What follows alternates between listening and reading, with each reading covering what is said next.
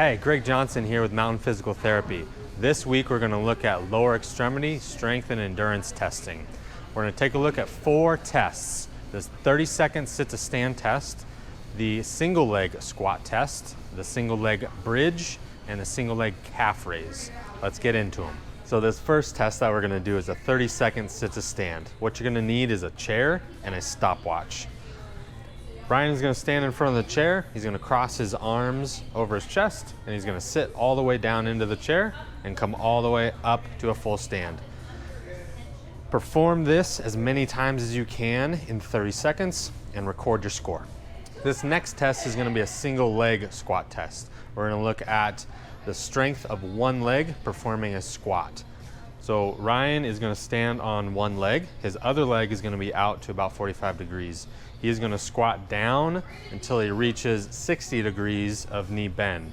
Now you can place a chair behind you just for safety and to get a good reference on how far down that is.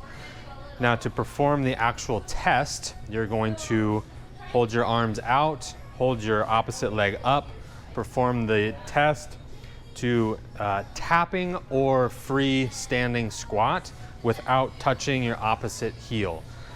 Now to score this test, we're going to look at 1, your ability to perform the actual movement in a full repetition, and 2, your ability to perform without any compensations. A few compensations that you'll see if you do it: as Ryan performs the movement and he moves his trunk or he twists his hips to help stand up, that would be a trunk or a hip compensation. If his knee goes in valgus as he's performing the movement, that would be another compensation that you need to work on. So try this and see how well you do. So this next test is going to be a single leg bridge test. Again, looking at your single leg strength, but now the muscles on the posterior side. The first one we're going to do is an endurance hold test. Ryan's going to raise his arms to the ceiling. He's going to lift one leg and have his thighs even with each other. He is going to push through his heel and lift his hips up as far as he can go and hold that position. And we want to hold it for 10 seconds and really just see where we feel it. If we feel it in the glutes, awesome. Move on and perform the next exercise. But if you feel it in your back or maybe your hamstrings, that tells us that you have poor muscle coordination between the hips and the back. So we need to work on using your glutes to perform the hip extension. The next single leg bridge test is for repetitions. So what you want to do is bring your opposite knee up to 90 degrees, and then you're going to perform a maximal single leg bridge. Now having a partner to measure how high your hip reaches, and then back down, Ryan. This is the goal height for each rep. So what's Ryan going to do is, in a 60 beats per minute tempo, he is going to bridge up and hit the mark.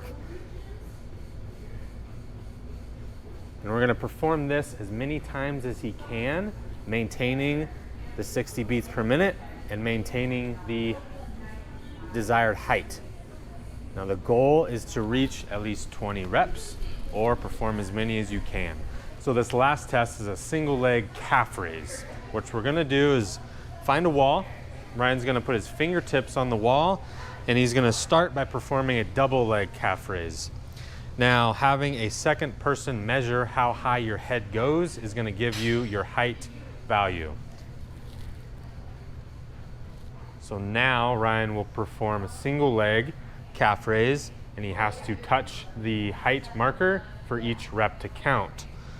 Try to keep your fingertips on the wall and not push up, and raise as many times as you can at a 1 second up, 1 second down tempo, and record how many reps you perform. Thanks for watching. I hope you were challenged with some of these tests. Take a look at the chart at the end of the video to see how well you did. Make sure to like and share the video. We'll see you next time.